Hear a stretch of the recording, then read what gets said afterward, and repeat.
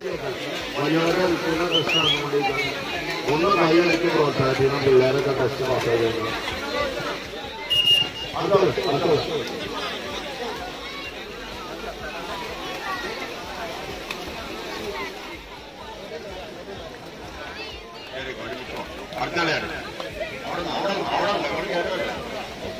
പാസ്സായി അടുത്തത്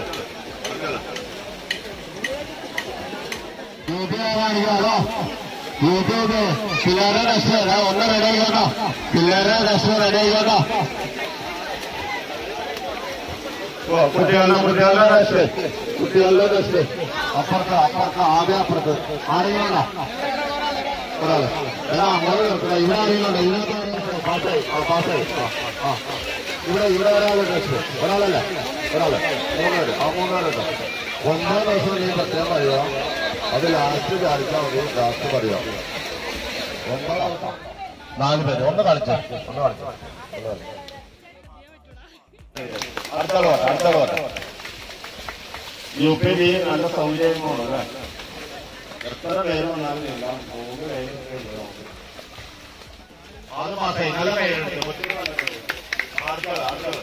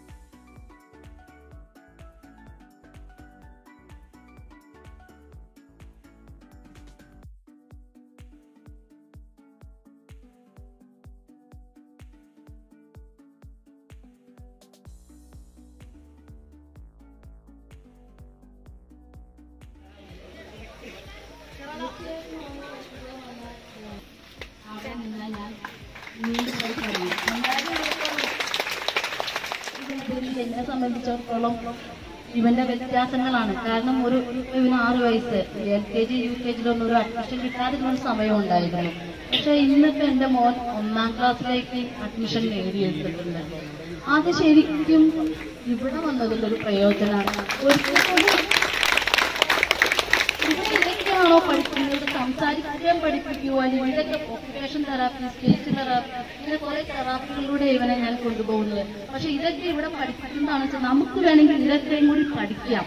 കാരണം ഇവിടെ ഇവരിൽ ഒരാളായിട്ട് ഇവിടെ നിസ്വാർത്ഥരായ കുറെ ആൾക്കാരുണ്ട്. അവരോടൊപ്പം നമുക്ക് വേണ്ടി, നമ്മുടെ മക്കൾക്ക് വേണ്ടി നമ്മൾ ഇതിൽ എഴുതി ചേർന്നാൽ മതി. ഇവിടെ എത്തിപ്പെട്ടിട്ട് ഇവരിലൊപ്പം നമ്മൾ എഴുതി ചേർന്ന് നിൽക്കണം. അപ്പൊ നമുക്ക് അച്ചീവ് ചെയ്യാൻ പറ്റും. അല്ലാണ്ട് നിങ്ങളത് ചെയ്യാൻ ഞാൻ ഒന്ന് നീണ്ട, അങ്ങനെയല്ല. നമ്മൾ ഇവരോടൊപ്പം നിൽക്കുക, നിസ്വാർത്ഥരായിട്ട് നമ്മൾ അവരോടൊപ്പം നിന്ന് കഴിഞ്ഞപ്പോൾ നമുക്ക് നേടാൻ പറ്റും. കാരണം ഞാൻ ഇവരെയും കൊണ്ട് അഡ്മിഷന് ശരിക്കും നിങ്ങൾക്ക് ഇത് കേൾക്കുമ്പോൾ ഒരു കഥ പോലെയൊക്കെ ഒരു പക്ഷെ തോന്നാം, ഞാൻ ഓവറായിട്ട് സംസാരിക്കുന്നതായിട്ട് തോന്നാം. പക്ഷെ അല്ല, ഈ ഇത്രയും വർഷം കൊണ്ട് ഞാൻ ഇവരെയും കൊണ്ട് നടന്ന ഒരു ശരിക്കും ബുദ്ധിമുട്ടായിട്ട് പറയണതല്ല. ആ സമയത്തൊക്കെ ഞാൻ വിഷമിച്ചൊരു സമയം ഉണ്ടായിരുന്നു.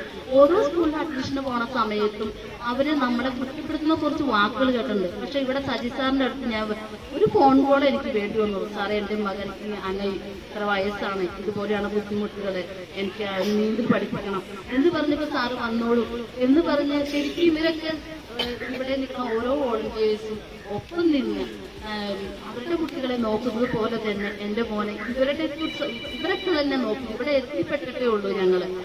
സ്വന്തം മക്കളെ പോലെ തന്നെ ഓരോരുത്തരെയും കണ്ട് ഓരോ കാര്യങ്ങൾ ചെയ്യണം. അപ്പൊ നമ്മളിവിടെ വരുന്ന സമയത്ത് നമ്മൾ ഇവരിൽ ഒരാളായിട്ടൊന്ന് നിൽക്കുക, നീന്തിക്കഴിഞ്ഞ് പെട്ടെന്ന് അങ്ങോട്ട് പോകുക. അല്ലെങ്കിൽ കറക്റ്റ് സമയത്ത് ഞാൻ കണ്ടിട്ടുണ്ട്, പക്ഷെ ഒരാളുടെയും പേരെടുത്ത് പറയുന്നില്ല. നമ്മളിവിടെ പറയുന്ന ഓരോ കാര്യം റൂൾസ് അത് പാലിക്കാനുള്ളതാണ്. അത് എവിടെയായാലും അങ്ങനെ തന്നെയല്ലേ. അപ്പൊ തീർച്ചയായിട്ടും ഞാൻ എത്രയോ വട്ടം കണ്ടിട്ടുണ്ടോ ഇപ്പൊ ഈ 2 ബാച്ച് തുടങ്ങിയതിന് ശേഷം ഇടയ്ക്കൊന്ന് കയറി വരുന്നു, നീ ഇപ്പോഴാണോ ഞാൻ കണ്ടത് അത്. പക്ഷെ നമ്മൾ ഒരാളുടെ പേര് കംപ്ലൈന്റ് ചെയ്യാം. ഇതൊക്കെ പറഞ്ഞ എന്റെ അനുഭവം പറയുമ്പോൾ ഞാൻ അതും കൂടി ചേർത്ത് പറഞ്ഞതേ ഉള്ളൂ, കൂടുതലത് പറയുന്നേ ഉള്ളൂ. അപ്പൊ ഒരിക്കലും നമ്മൾ ആ പെട്ടെന്ന് സമയമില്ല എന്നും പറഞ്ഞിട്ട് ഇടയ്ക്കുന്ന് കയറുന്ന ഒരു പ്രവണതയൊക്കെ മാറ്റുക. പിന്നെ എല്ലാവർക്കും തിരക്കുള്ള ആൾക്കാരാണ്. അപ്പോൾ തീർച്ചയായിട്ടും പറഞ്ഞതൊക്കെ ഒരുപാട് കൂടുതലായി പോയി കാണും. തീർച്ചയായിട്ടും അപ്പൊ ഇവിടെ പഠിക്കുന്ന ഓരോരുത്തർക്കും ഇതുപോലെയൊക്കെ കുറെ ക്രോസ് ചെയ്യാൻ പറ്റും. കുറെ അനുഭവങ്ങൾ, കുറെ ശീലങ്ങൾ നമുക്ക് മാറ്റിയെടുക്കാൻ പറ്റും. ഞാൻ ഒട്ടും വിചാരിച്ചില്ല എന്റെ മോൻ ഇത്രത്തോളം മാറുന്നു. ഇന്ന് ശരിക്കും പറഞ്ഞാൽ എനിക്ക് ബാക്ക് പെയിൻ ഉണ്ടായിട്ട് വരുന്നില്ല എന്ന് വിചാരിച്ചത്. പക്ഷെ ഇവനാ 4 മണിക്ക് എഴുന്നിട്ട് എനിക്ക് പുഴയിൽ പോകണം. 1-2 റൗണ്ടൊക്കെ അവൻ ചിലപ്പോൾ ചെയ്യുള്ളൂ. പക്ഷെ ഇവന് വേണ്ടിയിട്ട് ഞാൻ ഇത്രത്തോളം ഇവൻ മാറും. തീർച്ചയായിട്ടും നമ്മുടെ സ്വഭാവത്തിലും നല്ല വ്യത്യാസങ്ങൾ വരും. മക്കൾക്ക് വേണ്ടിയിട്ടല്ലേ നമ്മൾ ഓരോരുത്തരും ഓരോ കാര്യങ്ങൾ ചെയ്യുന്നത്. അപ്പൊ നമ്മുടെ മക്കൾക്ക് വേണ്ടിയാണ് 10 ദിവസം 15 ദിവസം 1 മാസം ആയിക്കോട്ടെ അവർക്ക് ആ ഒരു ഈ ഒരു കഴിവ് നേടിയെടുക്കാൻ ഒരു പ്രാപ്തരാക്കുക. ഈ കുട്ടി ഇങ്ങനെ നിൽക്കൂലായിരുന്നു. ഇവിടെ വരുന്ന 2 പേര് പിടിച്ചാലാണ് നിൽക്കുള്ളായിരുന്നു. 2 പേരെ ഇങ്ങനെ അപ്പുറം പിടിച്ചാൽ മാത്രമേ നിൽക്കുള്ളായിരുന്നു. നീന്തി കഴിഞ്ഞപ്പോ എല്ലാം ക്ലിയറായി, കൊച്ചു ക്ലിയറായി. സംസാര വൈകല്യം ഇപ്പൊ ഈ പൊതുജന മധ്യത്തിൽ സംസാരിക്കില്ലുള്ളൂ. വീട്ടിൽ ചെന്ന് കഴിഞ്ഞാൽ എല്ലാം സംസാരിച്ചു തുടങ്ങി. ഇനി കുറച്ച് കഴിയുമ്പോ നമ്മളോട് എല്ലാവരോടും സംസാരിക്കും. അപ്പൊ മാസങ്ങൾ ഞങ്ങളുടെ കൂടെ നിന്നു നമ്മളിൽ ഒരാളായി മാറി. നല്ല കൈയെടുത്ത്, കൊച്ചിന് നല്ല കൈയെടുത്തു. പുതിയ ആളുകൾ അവരെ എല്ലാവരും ചേർന്ന ഒരു നമസ്കാരം എനിക്ക് പറയട്ടോ. നമസ്കാരം. ഇനി പുതിയ ആളുകളൊന്ന് കൈവയ്ക്കുക. പുതിയ ആളുകൾ ഒന്ന് സ്വീകരിക്കുക. ഇവിടെ നീന്തൽ പഠിക്കാൻ വരുന്ന പുതിയ ആളുകൾ എടുക്കുന്ന എല്ലാം സെക്കൻഡ് ബാച്ചിൽ മാത്രമേ ഇപ്പൊ എടുക്കുള്ളൂ. ആദ്യത്തെ ബാച്ചിൽ ഫില്ലാണ്. അപ്പൊ അതിന്റെ പേരിൽ ഇപ്പൊ എടുക്കൂല. എത്ര പേര് വന്നാലും നീന്തൽ പഠിപ്പിക്കും. 8 തുടങ്ങി 9 വരെ പഠിപ്പിക്കാൻ വേണ്ടിയിട്ട് ബാച്ചിനെ കിട്ടാത്തതുകൊണ്ട് ഞാൻ ആകെ പ്രയാസപ്പെട്ടിരിക്കുകയാണ്. ഇതുപോലെ ഒരു ബാച്ച് അവിടെ മാത്രമേ നിയന്ത്രണമുള്ളൂ. 70-40 അവിടെ 315 വരെയാണ് ഇപ്പൊ ഇറക്കുന്നത്. പിന്നെ ഇവിടെ ഒരു 60 വരെയാണ് ഇറക്കാൻ തീരുമാനിച്ചിട്ടുണ്ട്. അത്രയും പേരെ ഒരു ബാച്ചിൽ ഇറക്കും. ബാക്കിയുള്ളവർക്ക് നിയന്ത്രണങ്ങളില്ല. എപ്പോ വേണമെങ്കിലും ഇങ്ങനെ നീന്തി നടക്കാം. അപ്പൊ നിലവിലുള്ളവർക്ക് ഇത്ര നിയന്ത്രണങ്ങളുള്ളൂ. എത്ര പേര് വന്നാലും അവസാനത്തെ ആളെ പഠിപ്പിച്ചിട്ടാണ് ഞാൻ വീട്ടിൽ പോകുള്ളൂ.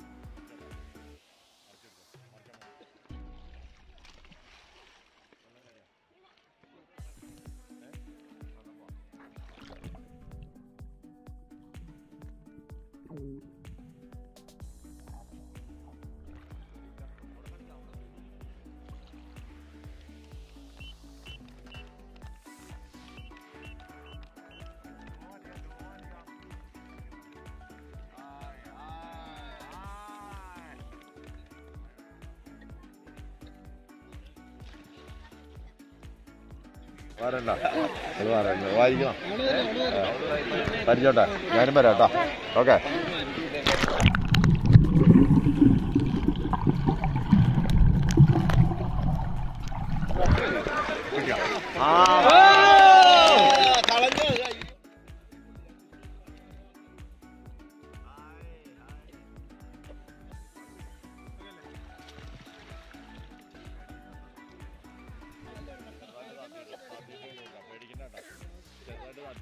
ഞാനും വരാട്ടോ ഓക്കെ